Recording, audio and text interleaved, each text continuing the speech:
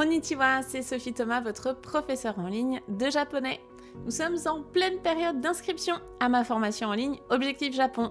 Je vous rappelle que grâce à elle, je vous accompagne pas à pas dans votre apprentissage du japonais afin que vous soyez autonome lors de votre prochain voyage au Japon, le tout en moins d'1 an, même si vous partez de zéro.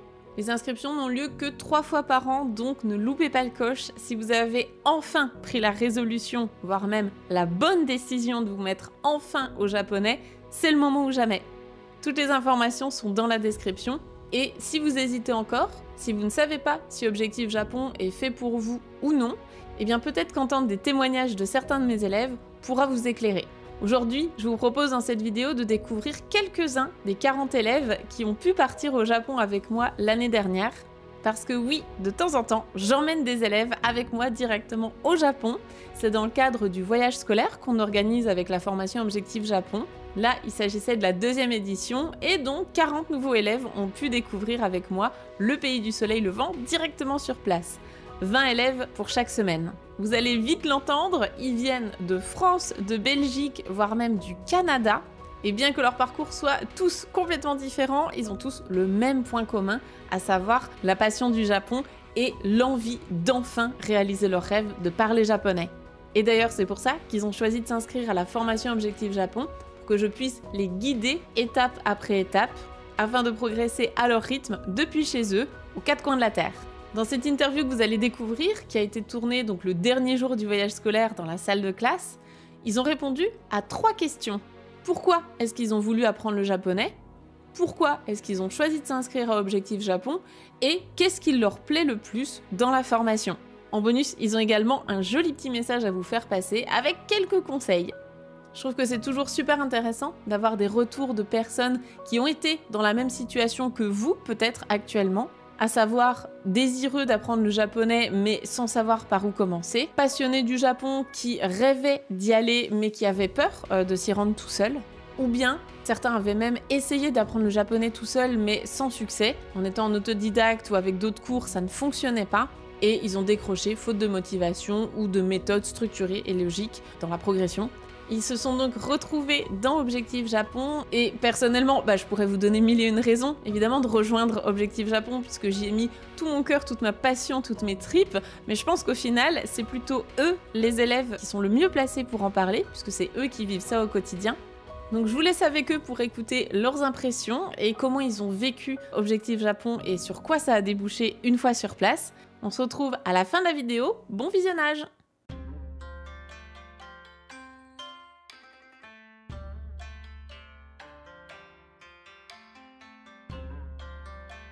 Pour aller visiter le Japon. Et pour moi, pour découvrir un pays, surtout un pays qui est complètement différent d'une autre, c'est un passage obligé. Parce que si on ne comprend pas la langue, on ne peut pas comprendre la culture. J'ai ma marque de vêtements qui a été achetée par des Japonais. Et j'avais tellement envie de parler avec eux quand ils sont venus sur mon stand de présentation.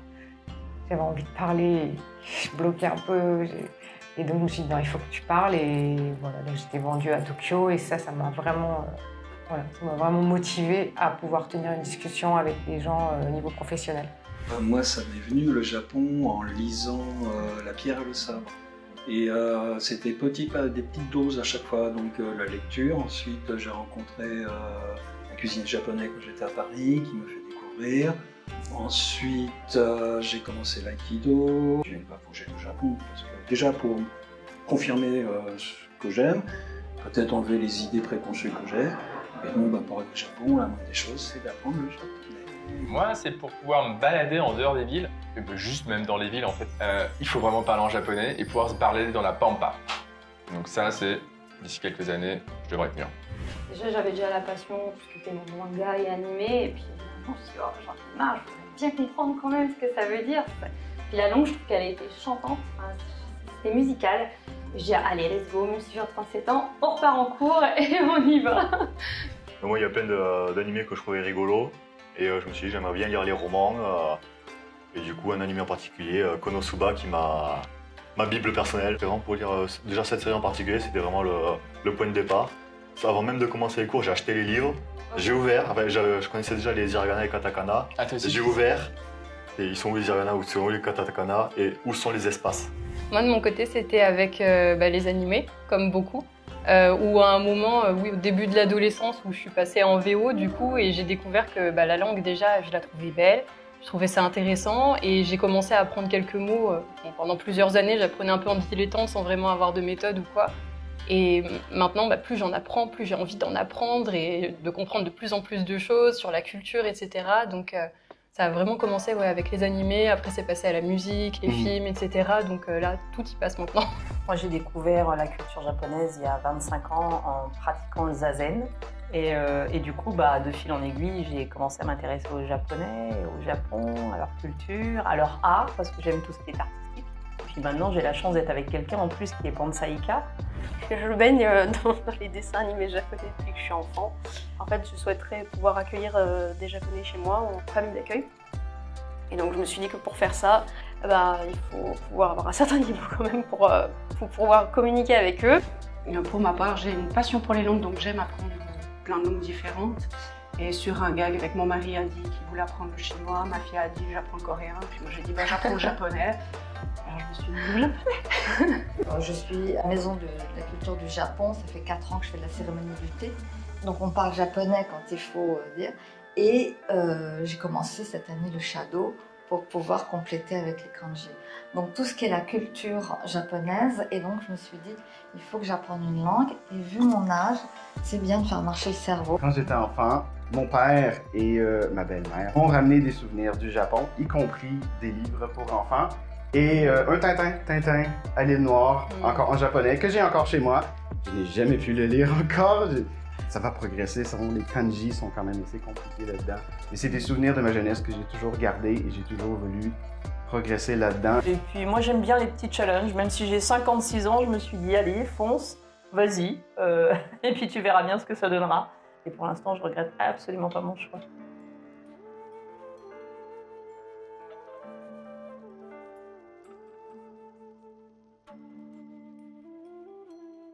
J'ai trouvé Sophie très sympathique, très pédagogue sur ses vidéos. Sophie avait une approche vraiment très claire, très précise et ça m'a convenu. J'avais du vocabulaire, mais j'arrivais pas à construire des phrases, la grammaire zéro quoi. Je comprenais rien, c'était pas clair sur les sites où j'allais.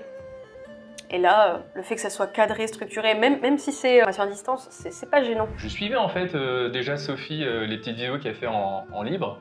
Et c'était trop bien, c'est cool qu'elle fait une formation en libre et hop. Je suis inscrit comme ça en me disant comme ça, je pourrais avancer à mon rythme tranquille. Et c'est vrai qu'après la méthode, moi j'ai des profs de dessin, j'ai bien aimé la méthode au niveau pour apprendre vraiment les bases. Tu vas à ton rythme, il n'y a pas de pression à avoir. Il y en avait plusieurs moi que j'avais vus et j'ai regardé déjà les programmes, un petit peu ce que chacun faisait et je trouvais que ce que donnait Sophie, c'était plus approprié pour moi. Je me sentais plus à l'aise, plus rassurée. Parce que c'est vrai qu'il y en a tellement partout, et puis il y en a qui disent « Oh, on n'apprend pas les kanas », d'autres on les apprend. Et perso, j'avais envie d'apprendre les kanas avant, donc... Puis là, elle avait une bonne tête, Sophie, donc je me suis dit « Allez, let's go, on y va !» Lors de mes recherches, j'ai vraiment vu, j'ai ressenti plutôt que dans la formation Objectif Japon, il y avait vraiment un plaisir de transmettre, un plaisir d'apprendre, et ça se ressentait vraiment. Ça donnait envie, parce qu'elle allait apporter, en plus de la langue, une structure, un cadre, très organisé et moi je manque d'organisation en fait, moi c'est ce qui me fait défaut. J'apprends un peu tout azimut, j'ai envie et tout d'un coup ça m'a paru clair. Donc ces cours petit à petit, j'ai refait comme si j'étais débutante même si j'avais un peu fait. Et j'étais vraiment contente qu'on me donne ce cadre, qu'on me donne quoi faire, comment. Bon, en cherchant sur internet, j'ai trouvé sur Objectif Japon, j'ai regardé, je crois qu'il y avait déjà des vidéos d'interview à ce moment-là. Du coup, j'ai regardé, ça m'a convaincu en fait. Je suis bien content de l'avoir fait. Vraiment, l'autonomie, le fait de le faire de chez soi, mais d'avoir quand même des ateliers, des moments d'échange, le Discord. Enfin, si on veut ne pas être seul, on peut ne pas être seul. Mais si on veut être seul, on peut être seul aussi. Donc on a vraiment le choix. Tu avais l'impression que c'est quelqu'un qui vraiment te proposait de te transmettre son savoir.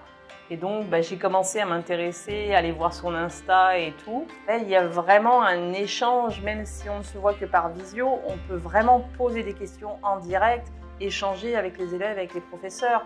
C'est une classe, en fait. Et quand j'ai vu que Sophie Sensei nous donnait pour le petit kit de début et tout, et qu'elle faisait plein de choses comme ça, tellement gratuitement, qu'elle offrait tellement, je me suis dit c'est quelqu'un qui doit donner beaucoup.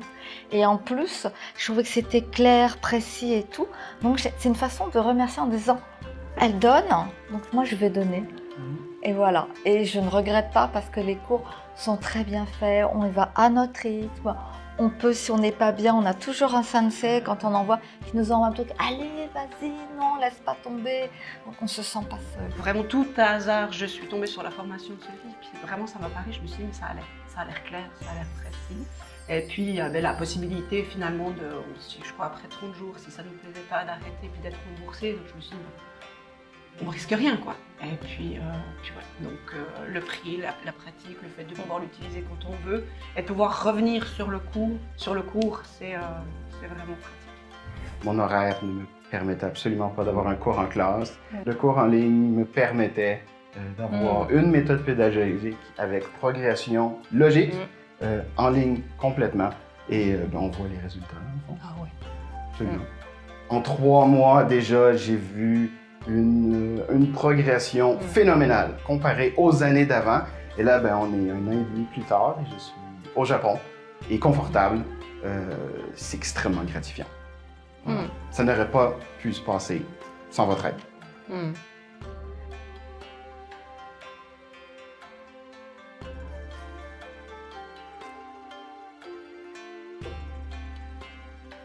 Cet échange, cette réactivité et d'avoir le sentiment que quelle que soit l'heure à laquelle on pose une question, de toute façon le lendemain on a la réponse. Donc voilà, que ce soit administratif, que ce soit les cours, enfin je veux dire tout le monde réagit vite. Je pense que c'est vraiment un ensemble qui fait que c'est top quoi. J'aime bien faire toute seule dans mon coin les cours, bien me concentrer. J'aime beaucoup les lives et me jeter à l'eau. En plus vous êtes assez bienveillants, donc on n'a pas honte. Je pense que vous préparez bien un voyage. Il suffit de travailler en fait. Il ne faut pas oublier que c'est pas magique et il faut travailler, mais le cadre est là. Le côté très scolaire. J'ai fait des études assez longues du coup et l'organisation c'est important. Du coup, ça m'a parlé quoi. Vraiment ça me parle quand je vois ça, les PDF. J'ai mon petit classeur avec tout imprimé, tout surligné, tout annoté, tout ça. Donc ça me rappelle des bons souvenirs aussi. Déjà c'est l'énergie que les professeurs ont. Ouais, on peut vraiment adapter la formation à notre temps libre, ça c'est top. Et après, les ateliers sur le Discord, il y en a des fois un peu le matin, à midi ou le soir, du coup on peut assister à ce qu'on peut. Trop bien.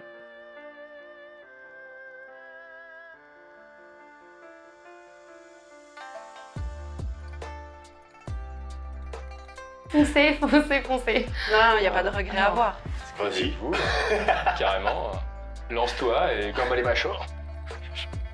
Ça te donne un bon boost quand même. Et ça te fait passer le pas entre ton rêve un petit peu de tous les jours et là, paf, tu y es. Donc, faut continuer. Moi, je reviendrai. Ça, c'est clair, je reviendrai. Foncez. En même temps, moi, j'ai fait que ça dans ma vie. Foncez pour plein de choses. Donc, quel que soit votre âge, quelles que soient vos envies et tout ça, foncez. Allez-y, de toute façon, il n'y a rien à perdre, il y a juste à découvrir un autre pays, une autre langue et à s'ouvrir sur le monde, quoi. Ouais, c'est un pays qui offre tellement de choses aussi, donc de toute façon, il y en a pour tout le monde. Donc, non, il faut y aller. Ouais. Allons-y, ça vaut la peine. Ça vaut la peine, absolument. Ouais, franchement, de se lancer, d'y aller, parce que j'ai testé plein de méthodes, des bouquins, des choses comme ça avant, et il n'y a rien qui m'a permis d'avoir une progression aussi rapide que ça, et surtout efficace, parce que là, ça me permet de parler avec les gens aussi. Alors qu'avant, j'apprenais des morceaux de trucs à droite, à gauche, mais j'aurais été incapable de communiquer, alors que là, c'est logique, c'est structuré, enfin, voilà, vraiment... Faut y aller. Je recommande à beaucoup de gens et que effectivement le voyage est peut-être un coût, mais je crois que ça vaut le coup, vraiment. Donc je le souhaite à tout le monde. Faites des petites économies, dites-vous un restaurant de moins par mois, hein, et faites-le parce que c'est vraiment là où je pense qu'on a envie quand on va rentrer. J'ai vraiment envie de continuer vraiment à fond. Donc arigato gozaimasu. Bravo pour tout, pour la cohérence de tout en fait. Tout est cohérent, tout s'assemble. Voilà, merci. お世話になりました。ありがとうございます。ありがとうございます。 Sans compter que l'apprentissage, c'est quelque chose. Lire, étudier, etc. Je pense que j'ai peut-être 50% de mon apprentissage des corrections de Betty Sensei. Oui, absolument. Carrément. Il faut faire des erreurs pour voir comment nous, on a intégré l'information, se faire corriger pour voir, non mon cher, c'est comme ça qu'on procède pour telle et telle raison. Et là, ben, ouais, là on capte. Encore un grand merci à eux d'avoir partagé leurs ressentis lors de ce voyage scolaire. C'est toujours extrêmement important pour moi d'avoir ce genre de feedback pour être sûr que mes élèves déjà se sentent bien, se sentent épanouis dans la formation Objectif Japon, mais surtout trouvent du concret à appliquer une fois sur place au Japon. Mon équipe et moi-même, on cherche toujours à vous proposer le meilleur du meilleur. On a d'ailleurs retravaillé en intégralité la formation. On a fait une V2 l'année dernière, on en avait parlé sur cette chaîne YouTube. Donc pour nous, c'est essentiel de vous apporter une expérience inoubliable dans l'apprentissage du japonais, que ce soit à travers nos formations en ligne pour vous guider pas à pas dans votre apprentissage, mais aussi pour le contenu gratuit sur cette chaîne YouTube, chaque semaine avec plusieurs nouvelles vidéos, sur les réseaux sociaux, sur notre site internet où on publie un nouvel article par semaine depuis 2019 déjà, lors des voyages scolaires directement au Japon avec quelques-uns de nos élèves, ou encore même à travers les 5 ateliers sur Zoom qu'on propose chaque semaine en direct pour les élèves de nos 2 formations Objectif Japon, Objectif JLPT 4. Bref, tout cet écosystème qui vous permet d'apprendre le japonais depuis chez vous à votre rythme et d'aller plus loin dans votre apprentissage en n'étant jamais seul derrière votre écran. Pour nous, c'est essentiel que vous vous sentiez connecté à notre communauté. Ils sont déjà plus de 3500 à avoir franchi le pas. Que ce soit dans Objectif Japon ou dans Objectif JLPT 4, on a beaucoup d'élèves qui sont d'ailleurs dans les 2 formations. Après avoir fini Objectif Japon, ils continuent direction le N4 avec nous. Et peut-être que vous avez envie de rejoindre justement cette communauté d'élèves, cette école en ligne. On est devenu la plus grande école en ligne de japonais pour les francophones dans le monde entier. Donc si c'est le cas, si vous avez envie de nous rejoindre aujourd'hui, ne tardez pas. Les inscriptions se terminent bientôt. Toutes les dates et informations sont dans la description, allez jeter un coup d'œil tout de suite et j'espère sincèrement pouvoir vous aider vous aussi à atteindre votre rêve, celui d'apprendre le japonais une bonne fois pour toutes. J'espère vous retrouver très vite de l'autre côté. Matane, à bientôt.